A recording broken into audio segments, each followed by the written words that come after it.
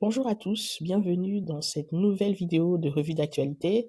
Aujourd'hui, nous allons parler d'une bombe qui est tombée du côté de Swift. On va parler d'investissement dans le mining par Google. On va parler d'adoption de stablecoin en Europe et à travers le monde. On va aussi partager des nouvelles du côté de l'Afrique. C'est parti. On démarre par Swift. Donc Swift a annoncé qu'ils allaient ajouter une blockchain-based ledger, donc en gros une blockchain à leur infrastructure, donc dans l'objectif de d'accélérer les bénéfices de la finance digitale à travers plus de 200 pays. Globalement, pour moi, comment je le lis, c'est que Swift se lance aussi dans la course au stablecoin. Ils commencent à comprendre que leur survie se joue et qu'aujourd'hui, un tel acteur ne peut rester en dehors de la révolution monétaire qui est en cours, c'est-à-dire le fait de faire circuler l'argent sur la technologie blockchain. Donc, on voit que les stablecoins, notamment le dollar, dominent le monde. Les acteurs, en fait, de ce secteur, comme Tether et Circle, sont en train de remplacer des acteurs tels que Swift.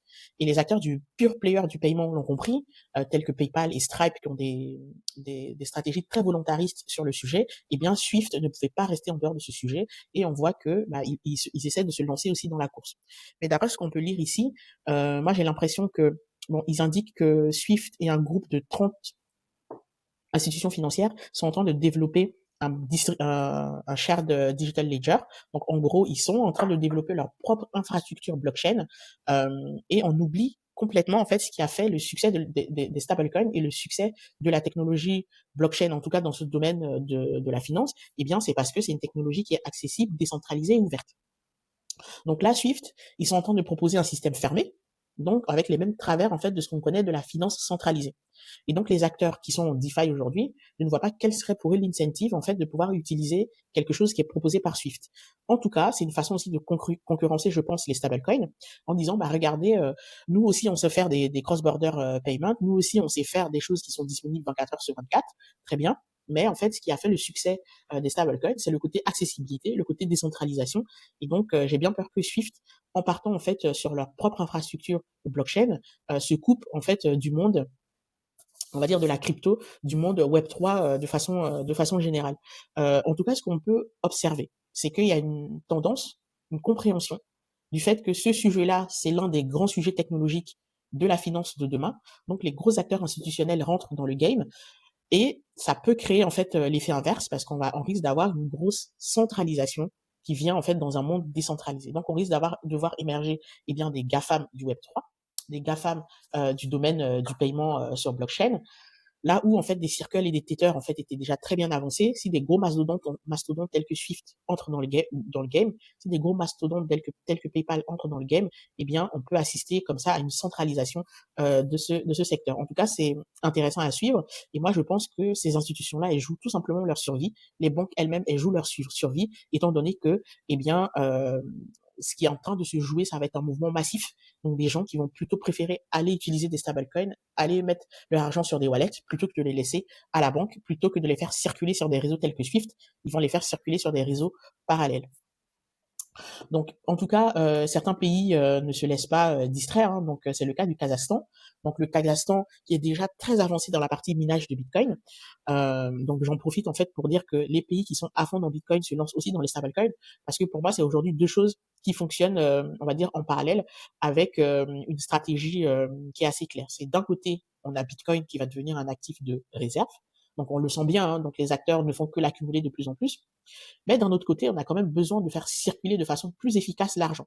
Là, ce qui était la promesse de Bitcoin au début est en train, je pense, d'être rempli par les stablecoins, parce que c'est les stablecoins en fait que les gens ont plus tendance à utiliser comme actif de circulation. Donc, de pouvoir l'utiliser pour faire des paiements transfrontaliers, de pouvoir l'utiliser pour faire des paiements moins chers, plus efficients et de façon autonome.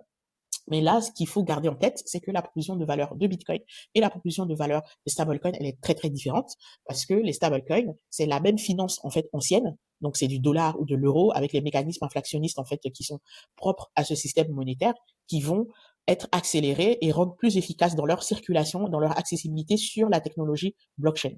Bitcoin, c'est tout un autre système, c'est une autre façon de penser l'argent qui utilise bien évidemment la technologie blockchain aussi, mais la proposition de valeur de Bitcoin, elle va au-delà de juste simplement faire circuler de l'argent de façon beaucoup plus efficace. Donc, les acteurs, en fait, le comprennent.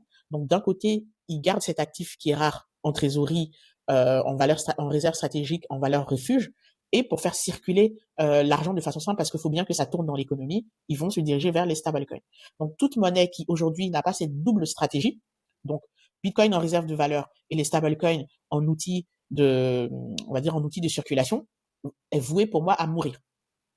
Et donc, il y a des pays qui l'ont compris, pour sauver leur monnaie, pour sauver leur économie, eh bien, ils vont avoir des réserves de Bitcoin et aussi se lancer, en fait, sur le marché des stablecoins pour que leur monnaie, elle devienne plus attractive et plus facile à utiliser. C'est pour ça que c'est dommage que l'Europe reste en retrait de ce sujet. En tout cas, le Kazakhstan, eux, ils ont lancé un stablecoin adossé à leur monnaie locale, qui s'appelle le Tange kazakh. Donc, ce pays d'Asie centrale entend créer son propre pont solide entre crypto et finances traditionnelles, parce que c'est bien ça en fait les stablecoins, comme j'expliquais tout à l'heure. Ce projet s'inscrit dans un contexte plus large de transformation numérique, alors que le Kazakhstan s'impose déjà comme acteur majeur du minage de Bitcoin. Donc c'est vraiment bien ça, une stratégie double. D'un côté, en fait, on utilise Bitcoin comme outil parce que c'est une industrie, hein, le minage de Bitcoin. Donc, on développe cette industrie et de l'autre côté, eh bien, on ne laisse pas non plus en fait mourir sa monnaie locale en investissant dans les stablecoins pour renouveler en fait cette monnaie et pour lui donner une forme qui est beaucoup plus adaptée à l'économie actuelle. Donc il y a des acteurs aussi privés, donc tels que Cloudflare. On avait entendu récemment Amazon aussi qui travaillait sur le sujet, des géants tels que Walmart. Donc pourquoi? Eh bien, c'est très très simple. C'est que aujourd'hui, pour des acteurs tels que ceux-ci, en fait, on va dire toute leur infrastructure du paiement, elle est gérée en fait par d'autres entités qui peuvent imposer leur prix. Aujourd'hui, grâce à la technologie blockchain, grâce à l'innovation en fait que représentent quand même les stablecoins, eh bien, des acteurs comme ça peuvent reprendre la main en fait sur on va dire leurs outils de paiement et ils peuvent en fait développer leurs propres solutions sans pour autant sortir en fait du système monétaire parce qu'au final en fait ce qu'ils créent c'est un stablecoin dollar et donc ils utilisent du dollar mais sous une autre forme et grâce à la technologie blockchain eh bien ils peuvent faire circuler en fait leur dollar beaucoup plus simplement encaisser des paiements et même encore plus loin parce que Cloudflare en fait ce qu'ils font et on peut le lire ici, l'objectif, en fait, c'est de pouvoir créer un modèle économique pour la partie intelligence artificielle.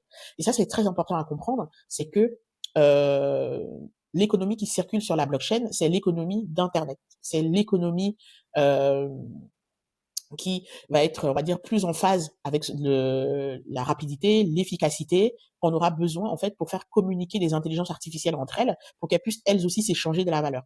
Donc, à un moment donné, où on va être dans un monde agentique, où on aura des agents IA, où on aura des robots autonomes, eh bien, quelle monnaie ces robots-là vont utiliser pour pouvoir échanger avec eux pour faire des transactions? Ce n'est absolument pas le système bancaire actuel. Ça sera bien évidemment les crypto-monnaies, ça sera bien évidemment Bitcoin ou les stablecoins. Donc, il y a des acteurs qui commencent à se positionner sur ce sujet. Et là, c'est ce que annonce Cloudflare ici. Donc, ce qu'on peut lire, c'est que pendant des décennies, le modèle économique sur lequel reposait Internet s'articulait autour des plateformes publicitaires et des virements bancaires. Le prochain modèle économique intégrera les paiements à l'utilisation, les règlements fractionnés et les microtransactions. Donc, de quoi on parle quand on parle de ça? Eh bien, on parle des paiements sur la blockchain, on parle des paiements en stablecoin, on parle bien évidemment de Bitcoin avec le Lightning Network. Donc, le système de paiement d'Internet natif, donc c'est ce que j'expliquais tout à l'heure, donc le développement accéléré de l'utilisation des agents IA va nécessiter la mise en place de ressources financières instantanées, mondiales et sécurisées. On n'aura plus le temps d'attendre en fait une banque pour effectuer des transactions. Il faudra en fait quelque chose, de l'argent qui est programmable, de l'argent qui est universel, de l'argent qui peut s'échanger en fait à moindre coût. Donc, c'est pour ça que les acteurs de la technologie, eh bien, vont forcément investir en fait massivement dans ce sujet et vont y aller maintenant que surtout on a un cadre réglementaire notamment aux États-Unis. En France, on commence à avoir quelques réactions. Enfin, c'est pas trop tôt. Bon, quand même, pour être honnête, il y a un acteur en France qui est en France et en Europe en fait, qui est la Société Générale Forge, qui est investie dans ces sujets-là depuis très longtemps. Ils ont déjà créé un stablecoin euro depuis plusieurs mois maintenant, et ils ont aussi créé un stablecoin dollar parce qu'ils sont pas là pour enfiler des pelles, donc ils vont créer des produits qui sont demandés par le marché. Et aujourd'hui, le marché demande des stablecoins dollars.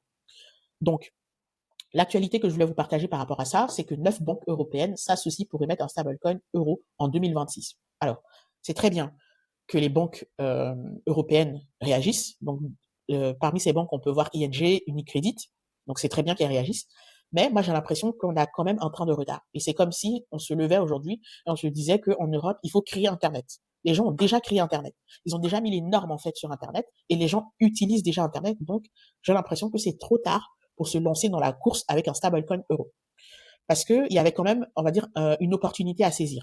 Donc il y a des gens dans des pays qui subissent notamment l'hyperinflation, qui étaient en demande en fait d'une monnaie forte, une monnaie qui leur permet déjà de conserver, de se protéger contre l'inflation, de se protéger contre l'hyperinflation, mais surtout de pouvoir commercer à l'international de façon simple. Et ces personnes, ils se sont rués vers les stablecoins dollars. C'est pour ça d'ailleurs que les fameux stablecoins ont eu autant de succès, parce que les gens se sont rués dessus dans des pays tels que le Nigeria, le Brésil, l'Argentine, le Venezuela, etc. Parce que ils ont pu accéder grâce à la technologie blockchain à une monnaie qui leur permettait déjà d'être visible au niveau international. Donc pour une entreprise dans ces pays-là, c'est top, parce qu'ils peuvent échanger avec leurs homologues. Et de l'autre côté, ils peuvent aussi se protéger contre l'inflation. Et donc, c'est tout bénef pour eux. Et on est vraiment typiquement dans un cas de the winner take all. Donc, quelle monnaie était présente à ce moment-là? Quelle monnaie circulait sur la blockchain? Quelle monnaie était accessible depuis un wallet? Eh bien, c'était le dollar, grâce au stablecoin dollar. Il n'y avait pas de stablecoin euro. Peut-être que on aurait pu avoir une utilisation de ce stablecoin euro s'ils avaient été présents à ce moment-là, dès le début en fait de cette course. Mais comme ils étaient absents, aujourd'hui, je vois pas l'incentive en fait qu'auront les acteurs économiques de ces pays que je viens de citer, parce que c'est eux qui représentent les gros volumes d'utilisation des stablecoins. Je vois pas en fait quel incentive ils auraient d'aller utiliser un stablecoin euro. Aujourd'hui, le dollar a dominé ce marché parce qu'ils étaient les premiers, et donc les gens sont habitués à l'utiliser, et les gens en fait sont en recherche de cette monnaie, et aujourd'hui l'euro ça va être quelque chose en fait d'assez inconnu pour eux. Donc je ne vois pas comment ces stablecoins euros vont pouvoir concurrencer en fait les stablecoins dollars dans ce contexte. Pour autant, peut-être qu'il y aura un sursaut patriotique qui va faire que les Européens eux-mêmes vont utiliser plus les stablecoins euros pour pouvoir soutenir leur monnaie, mais j'en doute, parce qu'aujourd'hui l'utilisation des stablecoins en Europe, elle est plus orientée échange international, ou pour du trading en fait de crypto-monnaies. Donc ce sont les acteurs en fait du secteur des cryptos aujourd'hui qui utilisent tous le dollar. Je ne vois pas en fait dans quel contexte ils vont aller utiliser un stablecoin euro, à moins qu'il y ait des incentives au niveau de la finance décentralisée, c'est-à-dire du rendement. Et ça m'étonnerait, compte tenu de Mika, en fait que les stablecoins euros créés par ce consortium de banques puissent proposer un quelconque rendement. Donc les gens vont continuer à faire de la finance décentralisée en utilisant les stablecoins dollars, ce qui leur permet d'avoir des rendements. Et ceux qui ont besoin en fait de se protéger contre l'inflation, eh bien ils vont continuer d'utiliser ce qu'ils utilisaient déjà, parce que je les vois mal en fait se ruer vers des stablecoins euros. Donc c'est assez dommage, mais pour autant ça a le mérite d'exister. On va voir ce que ça va donner. J'ai peut-être tort. Il y a peut-être une incentive qui va faire que les gens vont plus vouloir utiliser l'euro que le dollar. Mais aujourd'hui, j'ai l'impression que les États-Unis ont compris en fait qu'il y avait un enjeu sur la transformation de la monnaie, et qu'ils ont saisi cette opportunité qui, soit dit en passant, est aussi une opportunité pour eux pour refourguer leurs dettes à tout le monde, parce que derrière, quand on achète des stablecoins, indirectement, on achète des bons au trésor américain, parce que les entreprises comme Tether et Circle sont obligées d'en détenir depuis le Genius Act. Donc, voilà mon analyse sur le sujet. Je vais passer à une autre actualité qui nous concerne plus, en tout cas encore une réaction européenne que je salue quand même, hein, qui est que le député Eric Ciotti se prononce en faveur du Bitcoin et s'oppose au rachat d'une pépite française par les Américains. Donc la pépite dont il s'agit, eh bien, c'est Exaion, filiale d'EDF, et l'Américain Mara, qui est, on va dire, une grande société de minage de Bitcoin, avait déposé en fait une demande pour racheter cette filiale, et on va dire cette vente avait été en bon chemin pour être réalisée, et c'est complètement incompréhensible qu'un acteur tel que Exaion, qui est un acteur blockchain qui est le plus proche en fait de l'appareil étatique. Donc ça veut dire que si on avait du minage de Bitcoin en France, eh bien c'est Exaion qui pourrait le faire. Ou bien cet acteur serait vendu en fait à un Américain qui fait quoi? Qui mine du Bitcoin. Et donc on pourrait comme ça se retrouver, eh bien avoir du minage de Bitcoin en France qui est fait au niveau d'EDF et qui est exploité en fait par un acteur américain. Donc complètement incompréhensible. Et donc le député Eric Ciotti, pardon, se prononce contre cette vente, et il indique que Bitcoin, c'est pas une simple curiosité technologique. Donc on va lire un peu plus loin ce qu'il a dit exactement. Il a dit: le calcul haute performance et le minage de Bitcoin ne sont pas une simple curiosité technologique, ce sont des activités utiles, créatrices de valeur et d'innovation, signé Eric Toiti. Si nous laissons filer cette richesse à l'étranger, nous perdrons un atout dans la recomposition monétaire qui s'annonce. Bien évidemment, je pense que là, il a compris qu'on est dans une guerre des monnaies qui est en cours. On est déjà en train de perdre sur les stablecoins. Si on perd aussi sur le minage de Bitcoin, comme je vous l'expliquais tout à l'heure, c'est une stratégie avec une pièce qui a deux faces. D'un côté, on a Bitcoin, de l'autre côté, on a les stablecoins. Et si on perd en fait cette filiale, qui pour moi était la mieux à même en fait de porter cette technologie, enfin cette, on va dire cette innovation monétaire, on va dire de la matérialiser au niveau de l'État, eh bien, on aura perdu quelque chose d'important. Et bien évidemment, les Américains, ils vont pas nous laisser la place si on leur vend nos acteurs qui sont à même en fait de comprendre ces sujets-là et de nous permettre d'avoir une industrie robuste sur ce secteur. Comme je disais, eh bien, en Europe, ça réagit. Et là, c'est un député néerlandais qui a demandé une création de réserve de Bitcoin dans son pays. L'Italie avait déjà eu aussi une telle demande. Donc, on voit qu'en Europe, il y a quand même des sursauts de réaction. On voit des élus, en fait, qui commencent à comprendre le sujet. Et moi, je trouve que c'est très important que nos députés se saisissent de la question pour pouvoir, en tout cas, sensibiliser l'opinion, parce que on est dans un pays qui est très politisé. Les gens n'écoutent que, en fait, ce que leur politique leur raconte. Donc, si les députés se saisissent, en fait, de ces sujets-là, peut-être que ça va faire plus écho dans la population et que les gens vont commencer à comprendre que les sujets autour de la dette, les sujets autour de l'inflation, eh bien, ils sont tous liés à la monnaie et qu'il faut s'intéresser à la monnaie et que, en parlant de monnaie, il y a une guerre de la monnaie qui est en cours et que les deux points qui vont permettre à l'Europe de gagner ce sujet, eh bien, c'est de miner du Bitcoin avec les excédents d'électricité et aussi on va dire, de rendre notre monnaie plus sexy en utilisant des stablecoins plutôt que de se lancer dans la chimère en fait des monnaies numériques de banque centrale. Donc, en tout cas, il y a des voisins qui ont compris. La Biélorussie, je vous avais partagé récemment que le président biélorusse, il est à fond, en fait, sur les crypto-monnaies. Il a demandé à ses ministres de carrément, en fait, accélérer sur l'adoption, en fait, des cryptos. Et là, on voit qu'une entreprise, un géant, en fait, du e-commerce chez eux, accepte désormais les paiements en Bitcoin et en crypto en Biélorussie. Il s'agit de Wildberries. Je les connais pas du tout. Je sais pas s'ils vendent, mais en tout cas, apparemment, c'est une grosse entreprise chez eux de e-commerce qui accepte les paiements en crypto. Il y a des États. Donc, je le dis souvent ici, c'est que on attend souvent en France que les choses viennent en fait d'un État-providence et qu'à un moment donné, ça soit en fait le gouvernement ou l'Assemblée nationale qui prête des décisions concernant le Bitcoin ou les crypto-monnaies. Pour moi, les territoires peuvent aussi se saisir en fait du sujet. Donc, c'est ce qui se passe aux États-Unis, où on a des territoires, enfin même en Suisse, il y a des villes comme Lugano en fait qui avancent toutes seules sur les cryptos. Même en France, il y a des villes comme Cannes en fait qui avancent toutes seules dans leur coin sans attendre en fait que l'État puisse leur donner le feu vert. Donc, on voit que l'Ohio accepte désormais les paiements en crypto-monnaie aux États-Unis. Donc, aux États-Unis, le secrétaire de l'Ohio a annoncé que les frais et les services de l'État pourraient désormais être payés en crypto-monnaie. Euh, en crypto-monnaie. Donc, c'est comme on peut le voir en fait dans l'État d'Ohio, donc qui accepte désormais les paiements en crypto-monnaie. Donc, on peut le lire ici, aux États-Unis, le secrétaire de l'Ohio a annoncé que les frais et services de l'État pourraient désormais être payés en crypto-monnaie. Donc, c'est pareil qu'à Lugano. Donc, ce qu'il a indiqué sur X, aujourd'hui, le Conseil d'État des dépôts a approuvé à l'unanimité un fournisseur pour faciliter l'acceptation des paiements crypto pour les frais et les services d'État. Alors que des centaines de milliers de transactions transitent par mon bureau chaque année, je tiens à féliciter le conseil d'administration d'avoir pris des mesures audacieuses pour nous positionner à l'avant-garde de l'économie numérique émergente.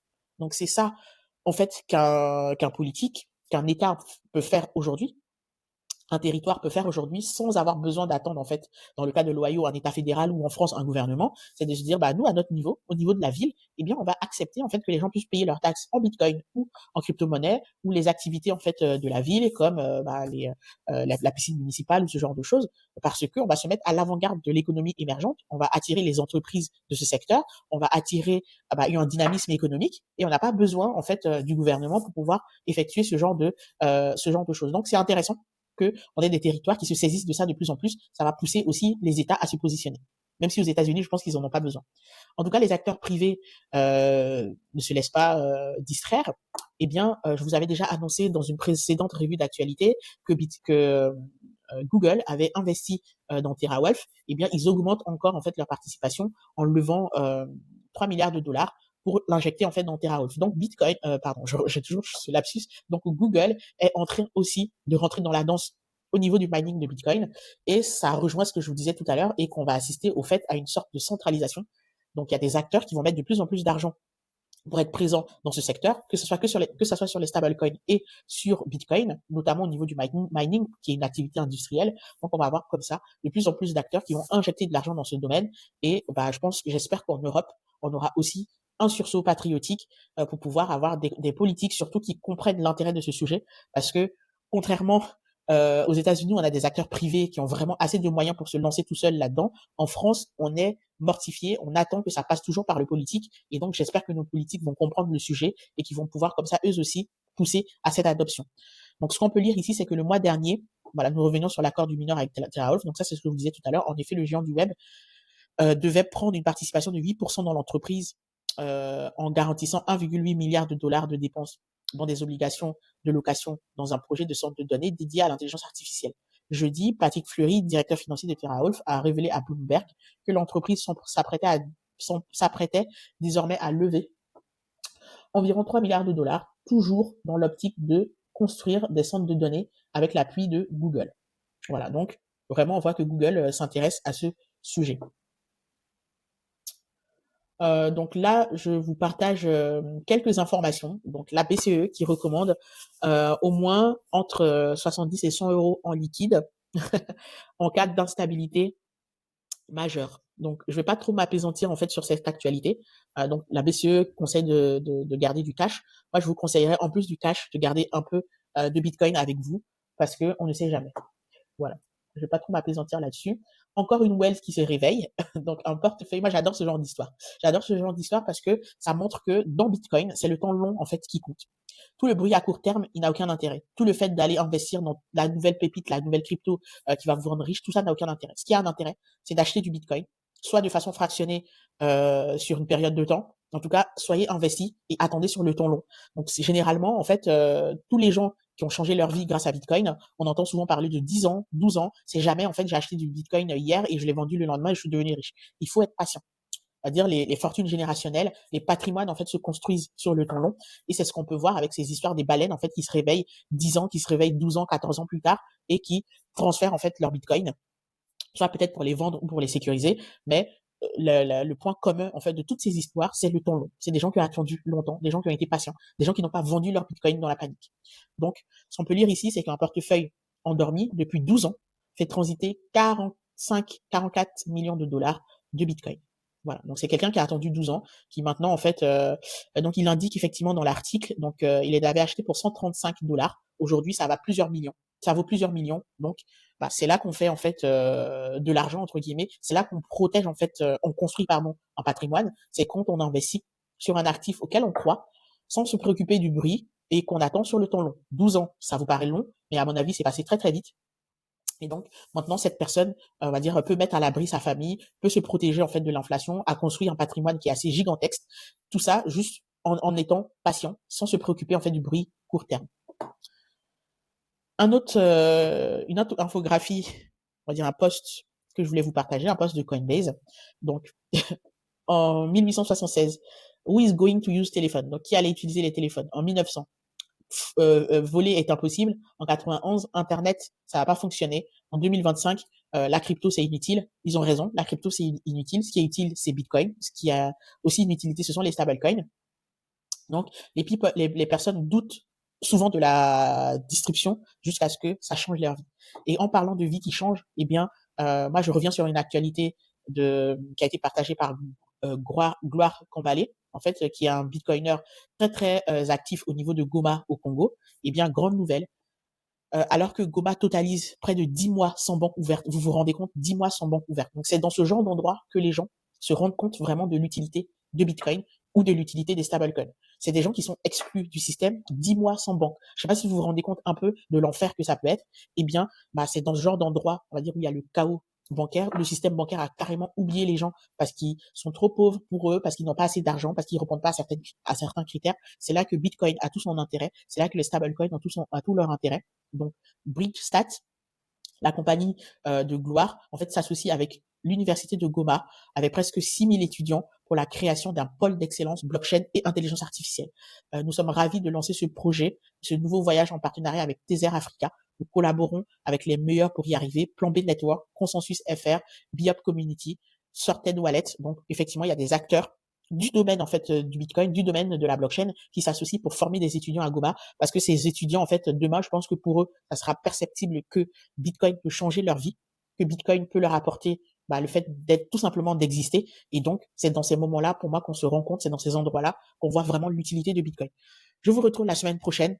D'ici là, restez curieux.